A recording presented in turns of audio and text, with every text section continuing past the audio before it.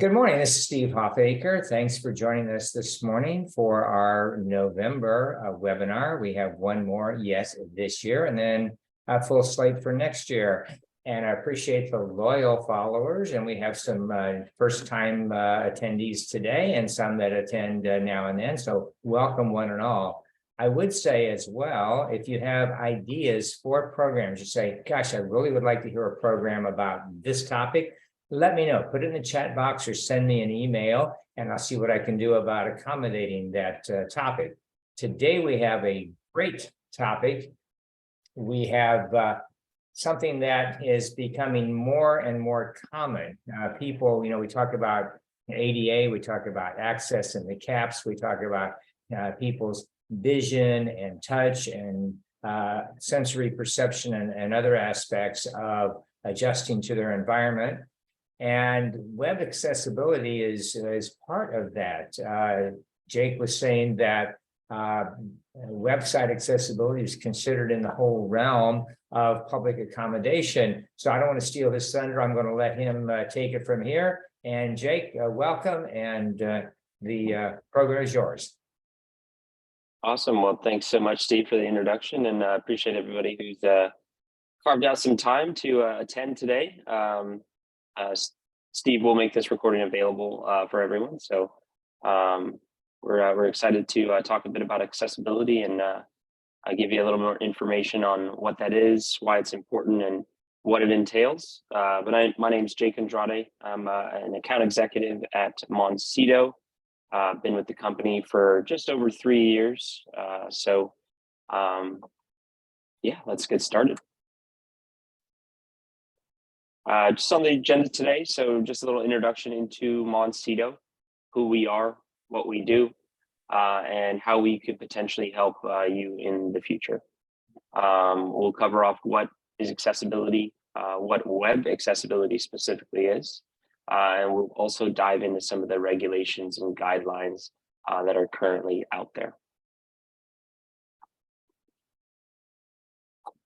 Now with Monsido is a web governance software. So we scan websites for errors.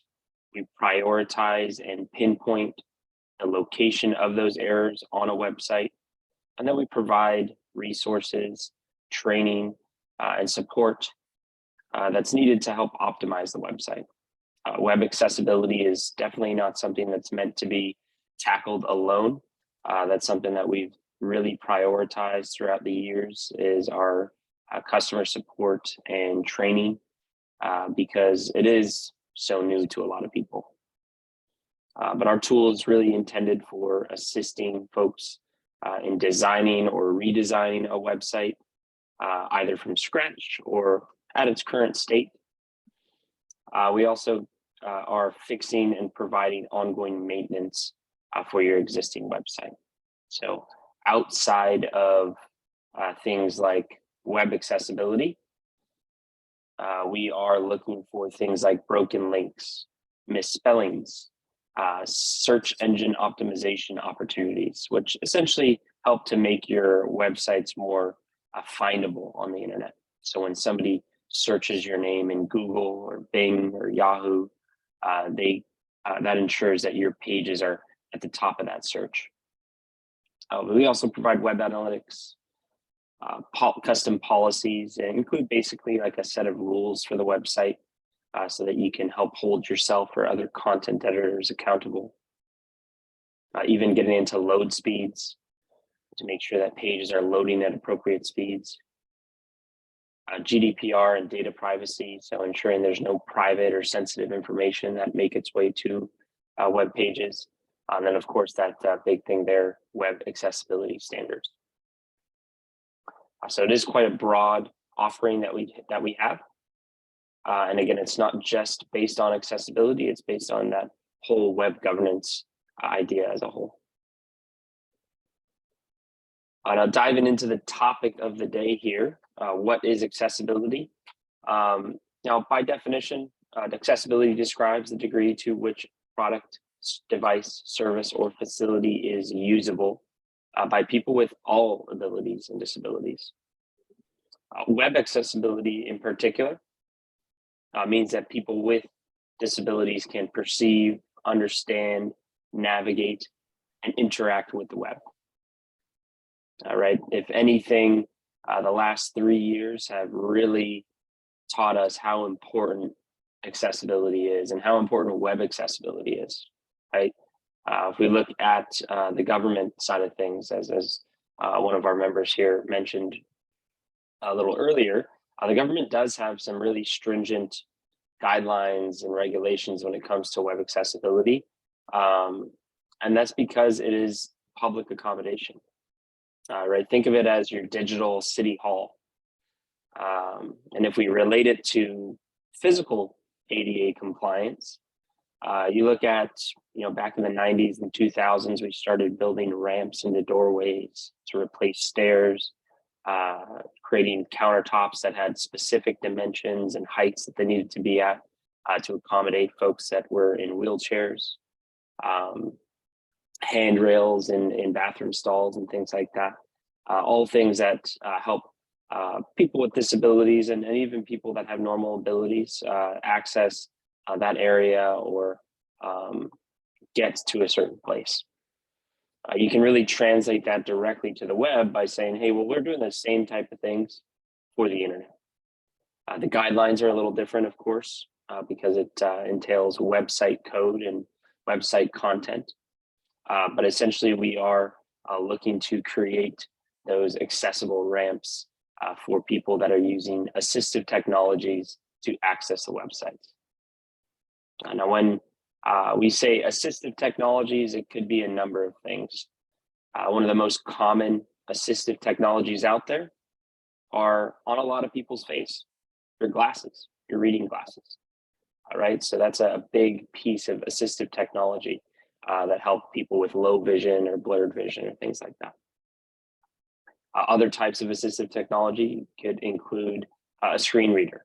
So somebody who's visually impaired and can't see anything at all, they have to rely on a screen reader that reads through the page for them and tells them exactly what's on the screen.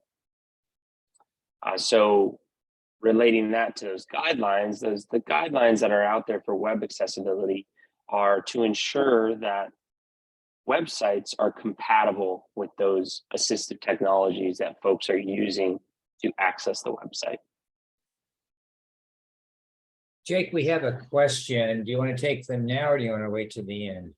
I'm happy to take questions as we go. All right, Rebecca I'm not has sure a where to question. see. That's if okay. Just anybody leave the has a screen where question. it is. Rebecca, go ahead and pose your question. Okay, Jake, we've recently had the local elections here, and one of the issues with one of the cities where we had elections is you need to have the minutes of meetings and minutes of whatever on the website, and you don't. And the city's answer apparently was, well, we aren't sure what to do because we have to have it as accessible as possible, but so we're not going to put it up there now, but you can get it from Freedom of Information Act. Well, I think that's horse pocky.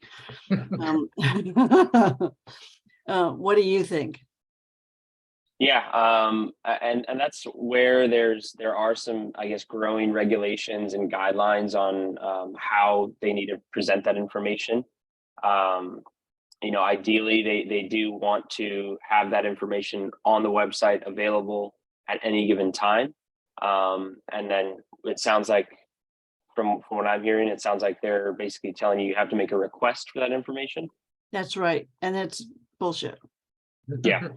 So with that, there's web accessibility when it comes to HTML pages. So just like a normal web page, right? And then you also have PDFs. So PDFs have proven to be a very difficult part of web accessibility. That's one of their issues was the PDFs. Yeah, and that's something we'll cover off today is PDF accessibility. We actually have a partner through Monsido that helps cities and governments ensure their PDFs are ADA compliant. Another way to avoid having to do it the PDF route would be for that city to just simply provide that agenda or the meetings from the minutes from that meeting, simply just via text on the email instead of a PDF or a picture. It makes it a lot easier for people to access that information, both via a screen reader or, again, in your case, right, you just wanted to actually access it, right? So it's a bit strange. Sometimes they have those gray areas where they say, hey, well, if I can't make this accessible, I'm not going to offer it at all. I'm not going to have it out there at all because I don't want to get in trouble because it's not accessible. So it is a bit of a tough time for a lot of folks. With government, there are pretty strict and stringent guidelines on what needs to happen and what needs to be provided. And it sounds like they're going the route of saying, hey, if you need to access this, just get in touch with us and we'll give it to you. Yep. It's not ideal, but it is one way for them to basically control who gets that PDF and how they get it to them. So they know that, hey, if anybody needs this, we know we have it and we can provide it for them. So that's one way that they're approaching it, probably because either a big thing that we see in government is that they have a very limited budget, limited resources for actually making those PDFs accessible. PDF accessibility, if you look at any accessibility out there, it can be pretty costly to make something accessible, right? If we even go back and look at, creating, again, those ramps into buildings or lower countertops, it wasn't cheap, right? To go in and make those changes, especially when you look at construction and breaking things down and building them back up and making it all nice and pretty again. So it's really the same case when it comes to compliance and accessibility. Just to give you an example, with web accessibility, if somebody's looking to remediate or basically make a web page fully accessible, there's companies out there that are charging hundreds of thousands of dollars for remediation on a website that's a few hundred pages, which isn't entirely big in the sense of website. Right, there's websites out there that are hundreds of thousands of pages, and if you look at relating that cost of just a couple 100-page website, it can get pretty costly for a lot of businesses. With Monsido, we do make it pretty affordable for folks to get in there and make their content and documents accessible. So it's something we'll cover off today too. Good, because I will give your name to them. Yeah, perfect. Did you happen to know what city government it was? Yeah, I do. I'll tell Steve offline. Okay, good. So just going into some of the numbers here. One thing that we do like to cover off is how many people actually have a disability, and then looking beyond a permanent disability, even to situational disabilities or even temporary disabilities. So just according to the US Census Bureau, 57 million Americans have disabilities that affect their ability to navigate website. That is approximately 18% of the population. So quite a large number there. 57 million is no small number at all. And approximately 30% of US households have a member with a disability. Generally, what we like to say is about 1 in 4 of Americans will have some sort of a disability, and 1 in 3 more so in rural areas. So when you get into rural areas, it becomes more common that we see disabilities. Now, why accessibility matters, right? Again, looking beyond permanent disabilities, some certain examples of how this can affect folks, right? So a parent who is blind can pay school fees on their website, right? So very important for that parent to be able to facilitate those everyday tasks for their family, to provide for their family. A student who is colorblind can look at homework at home, right? They don't need an extra session with the teacher or a special accommodation at school to be able to see that content. They can do it on their own with their own willpower. A deaf student can view videos of their online classes with closed captioning. Again, very important. Something that we've seen for years now, right? Closed captioning on videos. And sometimes a lot of us will just use it because we simply don't want to have the TV blasting or don't want to have the video blasting, right? We just want to read through that content. So both a convenience thing, but also an accessibility thing. And then a grandparent who has limited hand mobility can find important school dates and events on the website. But again, if somebody's not able to use a mouse, they can tab through the website. And that's, again, the importance that brings it back to being compatible with assistive technologies. A keyboard would also be considered an assistive technology because some folks don't use a mouse.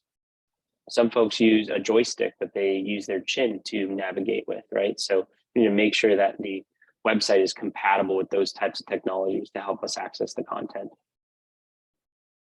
So a lot of real life situations right there of web accessibility perspectives and how making an accessible website and maintaining an accessible website can benefit our community every day.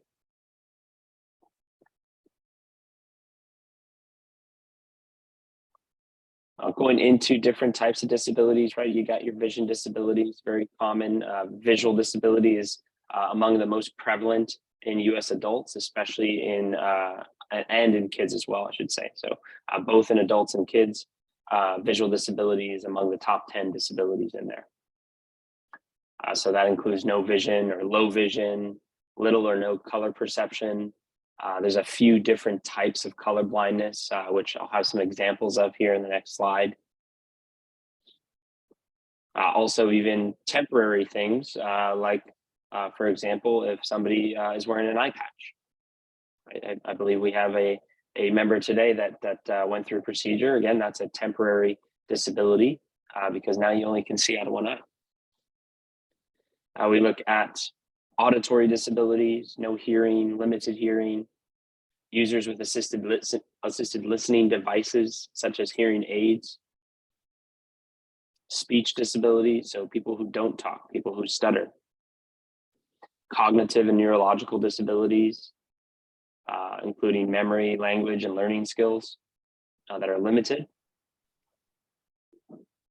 And then also folks that have epilepsy, right? This is one thing that I cover off a lot in my daily calls. And I grew up with a few friends that had epilepsy. So I saw firsthand how that affects them.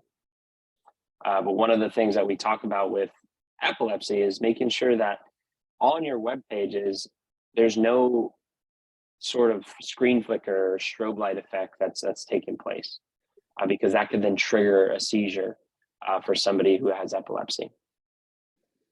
So very important to make sure that we don't have any of those screen flicker or flashing effects on the website. I know with the new year coming up and then 4th of July going to be around the corner after that, you might have people that put fireworks up on their websites. Well, that's a big no-no because that can, again, trigger somebody with epilepsy to go into a seizure. If that person then falls and hits their head or does something to get injured because of that, again, then that city, that person that has that website, they might be looking at a lawsuit because of that. These are all the things that we need to think about when we're uploading content and maintaining the content on our website. And then, of course, physical disability, so limited reach and strength, prosthetic devices, limited manual dexterity, combinations of different disabilities out there. Even if you just have a broken arm, again, thinking beyond those permanent disabilities into those situational or temporary disabilities. Somebody breaks an arm, so they have to use their opposite hand now, or their off hand. Or maybe they broke both their arms and they can't use a mouse or a keyboard at all. So again, they have to rely on a screen reader to get through the content on the website.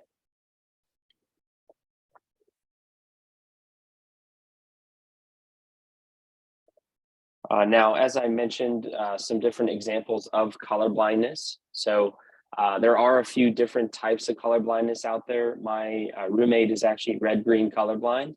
And it's interesting sometimes because he'll ask me, hey Jay, can you grab my green, or can you grab my blue hat back there?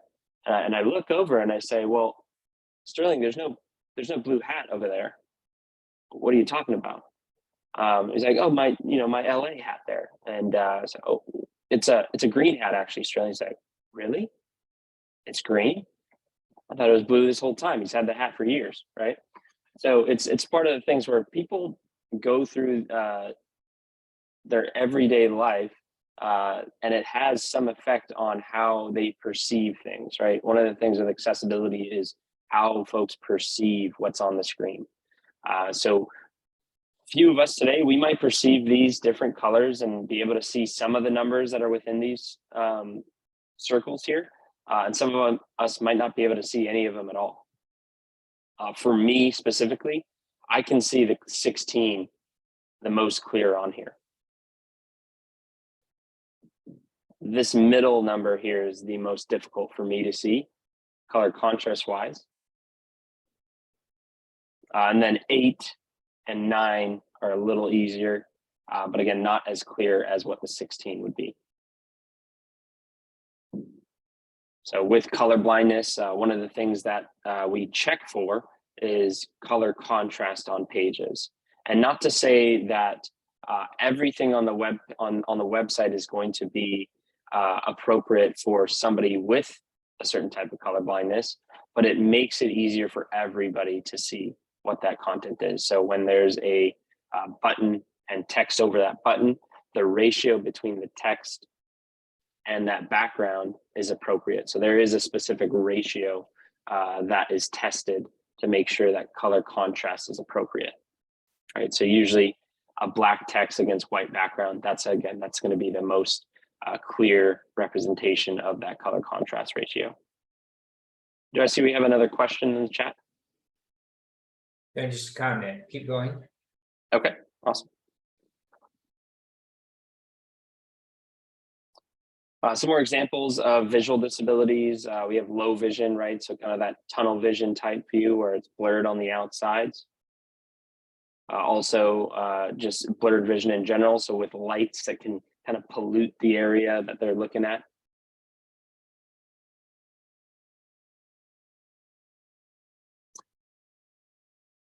But any other questions, comments, or anything to note before we head into the legal landscape and regulations behind web accessibility?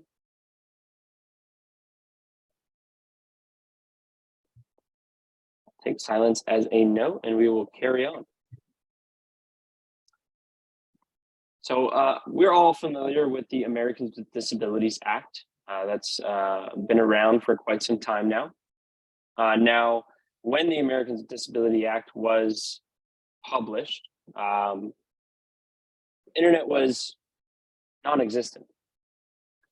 Right, so really when we talk about ADA, a lot of folks these days that we talk to are like, well, website ADA, what do you mean website ADA? I understand physical ADA compliance, but what do you mean by website ADA? So that's something that we'll talk about today. And within the Americans with Disabilities Act, we have a few different titles involved in that. So there's Title I, Title II, Title III, and Title IV. There's also Title V, which is kind of a miscellaneous, so it's more of a broader title there. But Title I includes employment. So again, any employer out there needs to ensure accessibility both on their website and in the physical space. Public services, so again, looking at government, looking at even hospitals and banks. Title III, you're looking at public accommodations.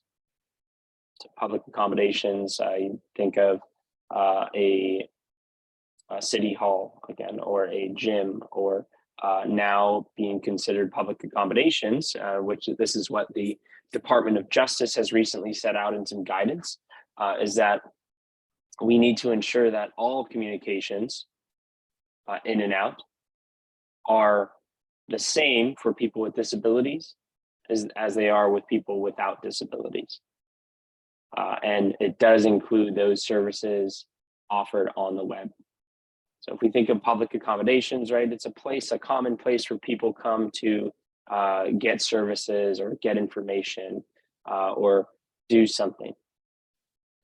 Website is exactly that, right? Again, we take it back to it being a city's digital hall, digital city hall, right? It's the most visited asset for the city. Again, especially in the last 2-3 years, websites have become more important than ever. That's where we go to find our information. When people were stuck at home throughout COVID, where do they go for their information? They go right to the website. Look at online learning for about schools and high schools and universities, right? They need to make sure that all that content on their website is not only able to be accessed by folks without disabilities, but especially for folks with disabilities, because it's going to be more challenging for them to access that information. Now, what the Americans with Disabilities Act references is also Section 508 of the Rehabilitation Act. There's also WCAG 2.0, 2.1, levels A, AA, and single A. So those are things we'll get into here in a second. The WCAG, what that stands for is the Web Content Accessibility Guidelines. So those are international web accessibility standards. If you look at website code, right, it's not specific to language or country. Websites are universal. There's a few different types of website codes or languages, if you will, but they span across the entire world, right? A website here in the US is going to be coded the same way a website is in China or in Japan or in Russia. Then state by state, there have been new regulations that come out state by state because when they do have that kind of broad federal requirement, it's not always followed by those individual states. So the states have now set out additional guidance for their state and local governments.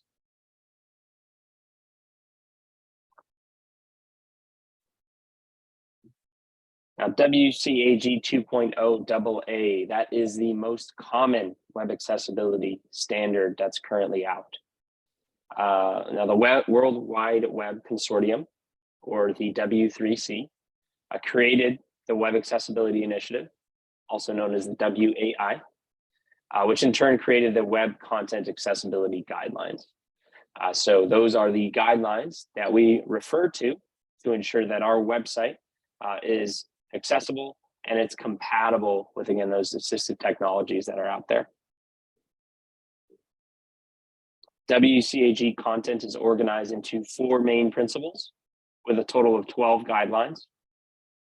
Under each guideline is a series of success criteria, each of which are assigned a conformance level of A, AA, or AAA. You could think of single A as the base level of compliance.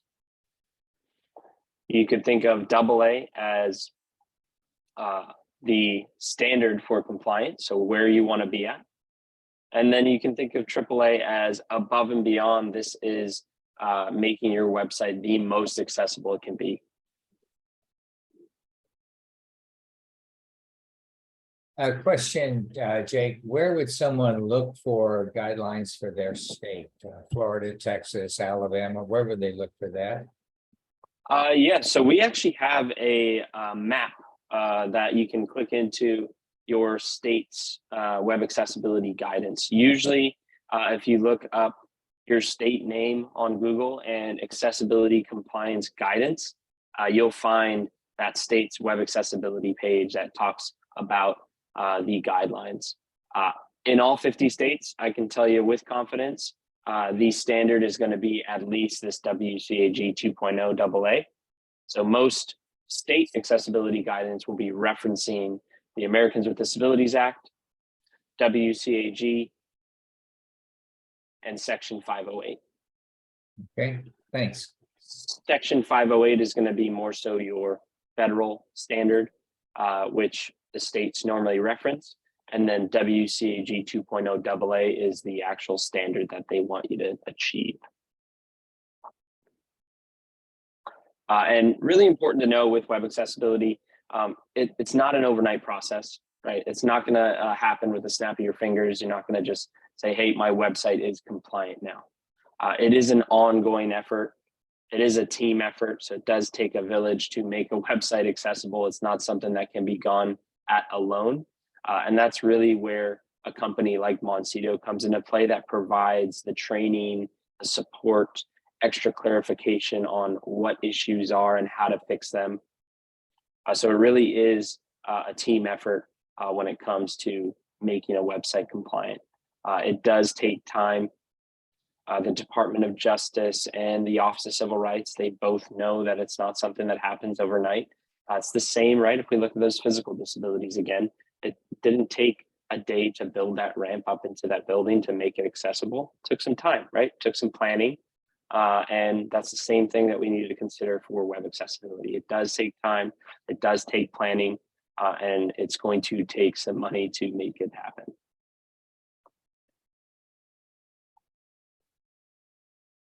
Now, some best practices to consider when we are looking at web accessibility. So on-page search engine optimization. Again, what this does is it allows our search engines out there, so something like Google or Bing or Yahoo, to identify exactly what's on that page or what that page is relating to. Right? What is this content even about on this page? So it's very important that we label everything. So one of the most important things is the page title. So we know what our page title is because that's going to tell us exactly what that page is about. H1s, H2s, and alt tags are more so technical terms when we talk about accessibility. H1s and H2s are really talking about sections of that page now. What is that section talking about? And then alt tags are how we identify what an image is for somebody who can't see that image. This is going to help with many types of disabilities. So again, going back to people that have to use a keyboard to navigate, the structure of the website needs to be correct so that when they're navigating with the keyboard, that tab order or where your cursor is correct. So it's going top left to top right and then down to that next row. If you have a keyboard navigation, or if your heading structure on your website is all off and out of whack, if you tab through the website, instead of it going in order, it's going to just pop around to different areas of the website, and it's really random, and it makes for a very unpleasant browsing experience, especially for somebody with a disability that's using a keyboard or a screen reader. Because you might have something that, again, if you're looking to pay a bill online and you go to the pay a bill thing and you tab to that pay a bill link, and that link drops down, but then your tab order doesn't follow that drop down, now you can't access any of the information within that menu. So you don't know what bill you're going to pay. So again, that's another barrier to a website or what accessibility is. Color contrast, again, very important. So considering all coloring on your website, even the tiniest little things, right? Making sure that we have appropriate contrast on there to make it as easy as possible. But it also assists many types of visual disabilities like color blindness and dyslexia. Dyslexia is another really common disability out there. And we do have some pretty powerful tools to help folks better navigate the website and help them read through. There's actually a specific font that was designed for folks that have dyslexia. And it weights the words and letters a bit differently. So it really helps them to understand, not mix them up as much as they go along. And I was just talking about this last night, actually, at the dinner table, right? We look at how technology has progressed over the years. We look at how, we first got websites and they were pretty simple and easy to navigate. And then now we wanted to get, a little more advanced, a little more fancy with our websites. We added pictures and videos and all these moving, scrolling banners and things like that. Well, all of those things will complicate how easy it is for a screen reader to access that site. So in a lot of ways, we've used this new technology to make our websites more pretty or stand out more or more noisy and loud, so it catches people's attention. But again, less is going to be more when it comes to accessibility. We want to simplify things as much as possible, and that's going to really help us have an accessible website. So consider your page layout and flow, that it makes sense as you're reading through it. It flows right down the page. All right, we don't have any shiny flashing buttons saying click here, or again, with the new year coming up with 4th of July right around the corner, right? Fireworks and things flashing on the screen. Again, all things that they look great, but it's not accessible at all, right? We want to consider those folks that have disabilities that could be affected by something like a flashing light on the screen.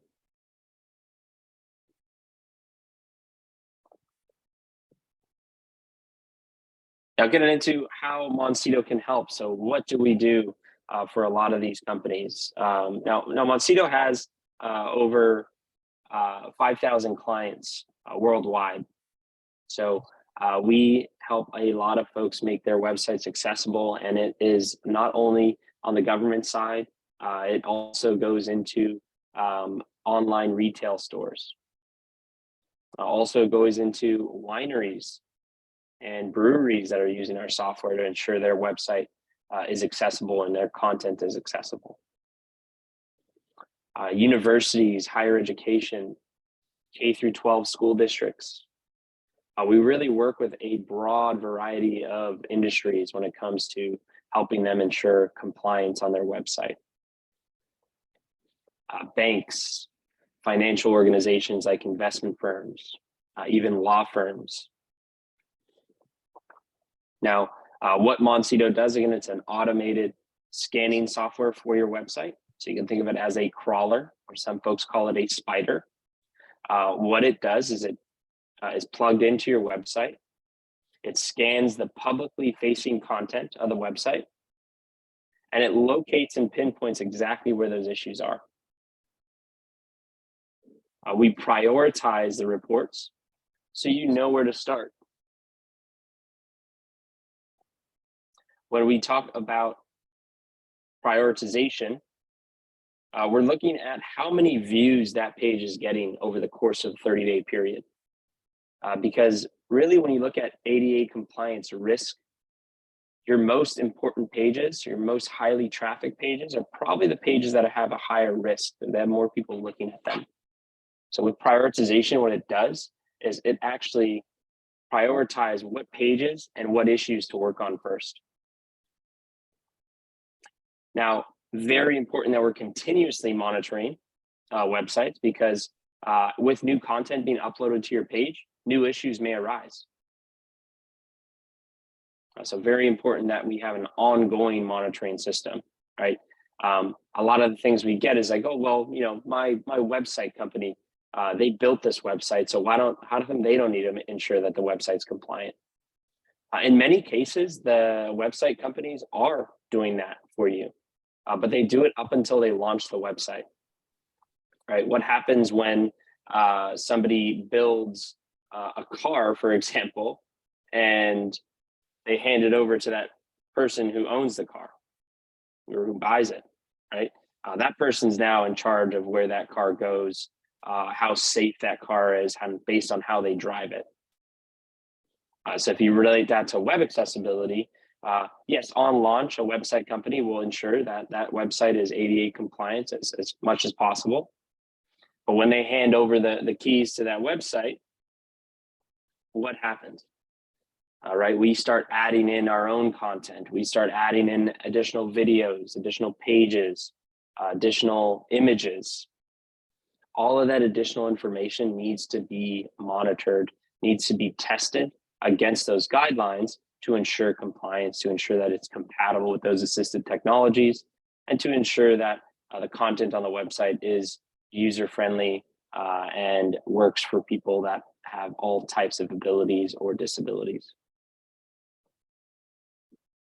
Now, big value add for a lot of our customers is that we provide a premier training and support. This is not the case with every accessibility company out there. A lot of the times it comes at an extra cost, and it is pretty costly. One of the things that was Monsido's goal from the very beginning was to be as accessible as possible. We don't want to make it difficult for our clients to make their website accessible. We want to make it easy. We're going to train all of your staff so they can add accessible content from the start. As you're building content out, you're keeping accessibility in mind. So we provide ongoing training, ongoing support, courses that provide intros to accessibility, how to better understand it, what the regulations mean, who they affect, how to build out accessible content from the start. Also best practices. So when you are building out that content, you're keeping these things in mind. Now reducing the risk of a complaint through all of that. But we help you be more proactive and begin to work on accessibility today. I think the biggest barrier that we see when we talk about web accessibility is actually starting it. All right, we can hear every excuse in the book on why we're not going to make the website compliant or why we don't want to work on accessibility. I don't understand it. I don't have the time. I don't have the money. I don't have the resources or the knowledge. Right? So a lot of different things that can prevent us from actually making the website accessible, but starting it is what really gets that process going. If we don't start it, we don't have a chance at all. If you start, that's where you start learning, you start developing best practices, and you have proof that you are working on it. That's one of the biggest things that we see in Monsido is that if we have somebody that gets a complaint or some sort of accessibility lawsuit on their hands, and they don't have anything to show, that's where they can get into some hot water, right? If you have a staircase into your building, and again, relating it back to those physical disabilities, and you have a clear, you see some construction on the side that's happening to build a ramp, most people are going to say, okay, yeah, great, they're getting a ramp installed. That's going to be good for the community. If you don't have anything like that and don't plan to, that's where it's like, well, we can clearly see that you're not going to make any effort to accommodate for those folks that have disabilities. Even if it's not a disability, even if it's just somebody that, again, maybe just has difficult time walking upstairs or has something like shin splints because they're a big runner, right? They have the option now to do something that's going to be less difficult. It's going to prevent those barriers. So we do have a full audit log within our system, a full history center within our system that automatically tracks what you've worked on and fixed on your website, so that if you do get some sort of complaint on the website, that gives you all the proof and all the audits that you need to show the Department of Justice or to show the Office of Civil Rights, hey, we are working on this. We implemented this tool, right? It's very important, again, to have a plan. We're in the process of auditing our website right now. You can see we have this tool installed. We go through trainings every month for our content editors so they can build out more accessible content. And this is some of the stuff we've already gone in and fixed, right? Some tangible things that you can show to show that, hey, we have found and addressed certain issues. We know there's more on the website. It's a big website, and we're getting to those. Right? They want to see that you're making a good faith effort. They want to see that you are progressing as you go along. So with Monsido, we do make it really easy as far as having a very intuitive dashboard that'll tell you, hey, your website is 80% compliant. 3 weeks later, 3 months later, say, hey, look, we're at an 87% score now for ADA compliance. So you can see we're clearly making progress. And again, we'll be able to show tangible results of what you've gone in and fixed.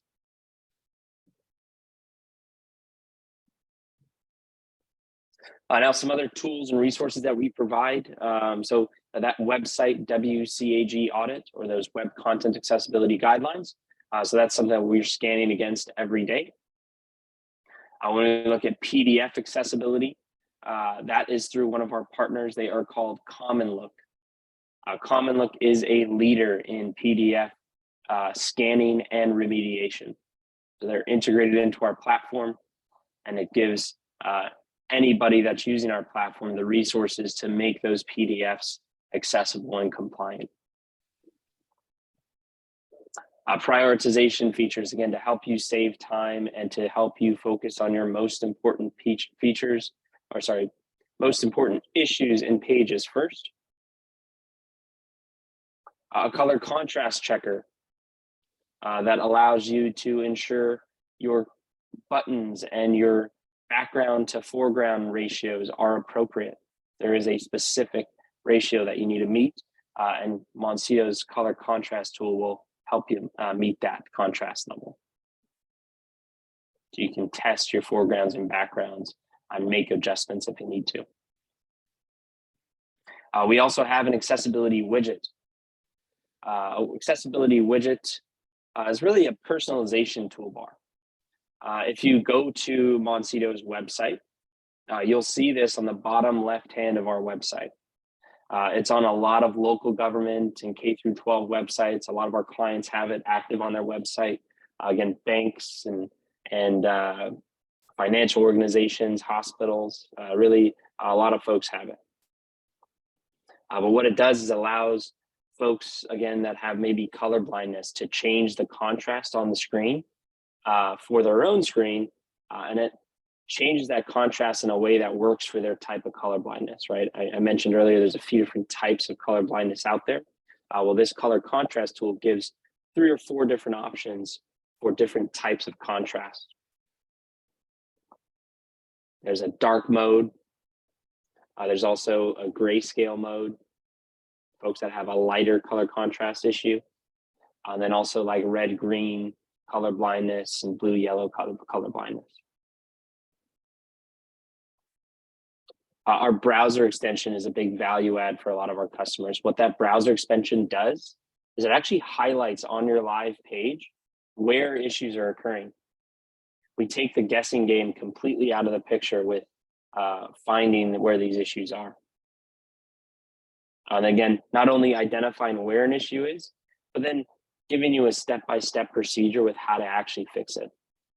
Again, that's a really big thing for Monsido, is ensuring that not only we can show you where an issue is, but actually how to fix it. All right, we're not going to just hand you over the software and say, hey, good luck. Go and try to fix those issues that we're flagging that you have no idea what they are. Right, we are the experts in the space, so we want to be able to provide that expertise to our clients. We don't want to make it difficult for them to get in touch with us, so we do have a chat support within our app. It allows them to get in touch with our experts within about 5 minutes.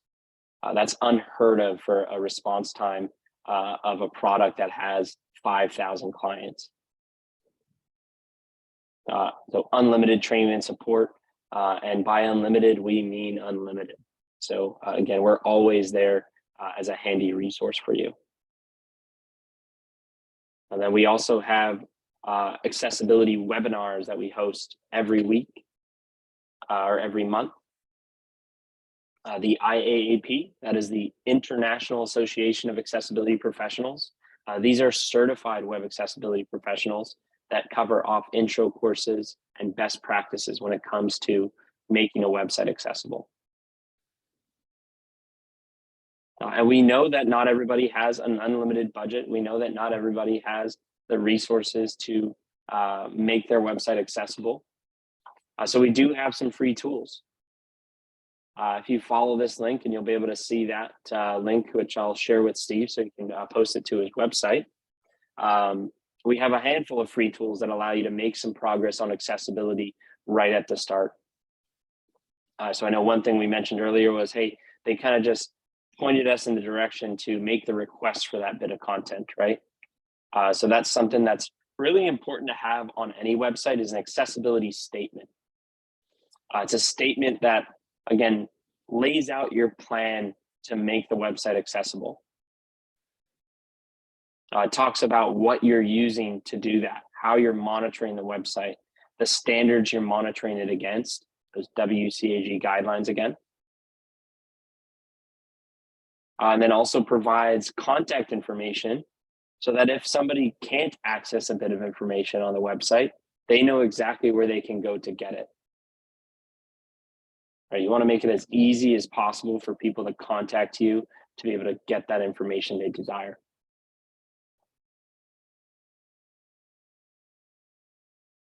Now, I'd love to open up the floor for questions, and that's really all we had here today. I do have some contact information below. This is our partner manager, Sterling Rose. So he handles basically all of our relationships with folks that have web agencies or folks that manage websites for us. So anybody can get in touch with Sterling or myself. Steve will also have my contact information available. And we do have free audits that we do all the time. You can trigger a sample audit from our website. It's like a 10-page scan, or we can do a full audit of your website and run through, again, how we can help make that website more accessible. We do offer a service at the end of the day. So there is a cost to our full service, but again, we do have some free tools that are available that can help you make progress on the website. But appreciate everybody taking the time to listen in, and would love to hear from the crowd and see if we have any questions we can get answered. Rebecca, you want to go ahead and ask your question?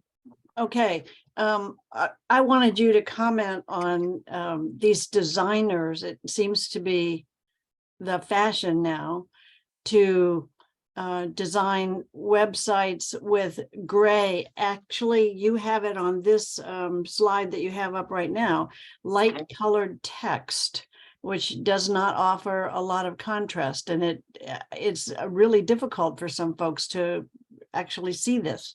Yeah, exactly. So again, it needs to be within that color contrast ratio. Is this what's on your slide? Is that within the ratio? Yep, this one would be. Wow. It is a darker gray. It could be because it's on a presentation. I'm not too sure, but that's something that I can also take a look at. Okay. So yeah, there are things where you can essentially put the color code. So every color has a code associated with it. It's usually like a 6-digit number, combination of numbers and letters. It's called a hex. So you can actually use the hex of the colors that are here and implement those into our color contrast checker, and it'll tell you whether or not it's passing or failing. Thank you. There are different levels of it as well. So if you look at WCAG A, AA, and AAA, the AAA compliance is going to be a much more strict ratio, although that AAA level is not the legal requirement. The AA standard is. So again, if you want to make it more accessible, that AAA standard or AAA ratio is what you want to aim for. Thank you. Other question. This is exactly what I think we needed to hear today. It was great. Jake, anyone else? Yes, I have a question. Yeah, go ahead, Melba. Do you have any tool or feature for people that cannot use their hands, like dictation or something that they can go via voice if they cannot use their hands? Yeah, no, that's a great question. In our experience in the industry, folks that need those types of assistive technologies have them available. There's actually a company called JAWS, JAWS, and that is a screen reader that's available for people to use. Most folks that need that will have that bit of software that they can use on any website. There are companies that offer a similar toolbar that would have a speech to text to speech feature on it, and they've actually gone away from those because they can get in the way of an actual screen reader that somebody is used to using, right? So if I have a screen reader that I have and I use every day, and then all of a sudden there's this other one that's on somebody's website, it can cause some issues because there's now two screen readers trying to fight for attention on that screen. Okay. To that So- point, would you recommend someone have like to fill out a form or to navigate the site to have a spoken component? I don't think it's exactly necessary because people who need it will already have it. Okay, And it kind of goes back to, hey, if you have, you know, something that you're used to using every day, why would you go and try something else out that you're not really used to? Okay. Right. So we find that people who need it, they have that on their own. And there's a bunch of free screen readers out there available for people to use. So it's not something that we necessarily specialize in, right? We're not an assistive technology company, but we're more so an accessibility company to make sure that the website's compatible with those assistive technologies. all right. Well, I have a question. Do you have in your travels, have you discovered an optimal point size that's readable in text, email messages and so forth? Is there an optimal size? It's hard to say if what, you know, with giving it an exact number. I'd say to be safe, 14 point is probably the best option. Okay. I'm not too sure what this one is on the screen here, but this No, seems like that's what I was wanting to find out. That's good, because I know 10 and 12 has been the standard for a long time. But yeah, and I'm and- kind of erring on the side of safety here. and because I try to make I- it bigger when I can. Sure. Yeah, because I myself like it to be that bigger text. And that's something that our toolbar on the website will actually help with. So there's actually, you know, that toolbar that I mentioned earlier that changes the color contrast of the page. It also will make the text bigger. It also changes all the font on the website to an open dyslexic font so that people with dyslexia don't mix up the words and letters as much. To that I'd point, also, it looks like you're using a sans serif font as opposed to a serif font, because I think that's a Mhm. little. And for years, they said serif font was the easiest to read. That's the one with the little tails on it. And Yep. now we're switching, I think, to the sans serif. yeah. And so actually our logo here, this Monsido logo, Mhm. you can see how the words they're weighted a bit differently. So it's some of the words, they have thicker portions and then it gets to a skinnier portion. Like the O's, they're not like exactly round, right? They have a little bit of character to them. That's that open dyslexic font that we use to create our logo. But again, if you go to monsido.com, you'll see that toolbar on the very bottom left of the screen. I invite all of you to go and play around with it and see how it makes navigating the website a little bit better for you. One of the things that's on there, again, for folks that have epilepsy, is pause animations button. So if there's any videos on the screen, any scrolling banners, any videos, we can pause them just from that toolbar. So it really puts the control into the user's hands so they can improve their own user experience that way. And again, mitigate the risk of seeing something that they don't want to see because it'll send them into some sort of episode Right. or a seizure, right? Mhm. So that toolbar really has a lot of great personalization options on there, even from text spacing and spacing out the text more so we can understand it. Terrific. Well, I think we have used our allotted time quite well today. Jake, enjoyed having you with us. As you find more and more content, we'll have you back and you can share some more. This was really good. I appreciate everyone's attention, and y'all have a good Thanksgiving or rest of the week if you celebrate Thanksgiving. And Jake, thanks. And for everyone's attendance, we thank you as well. Thanks for having me. Thanks, everyone.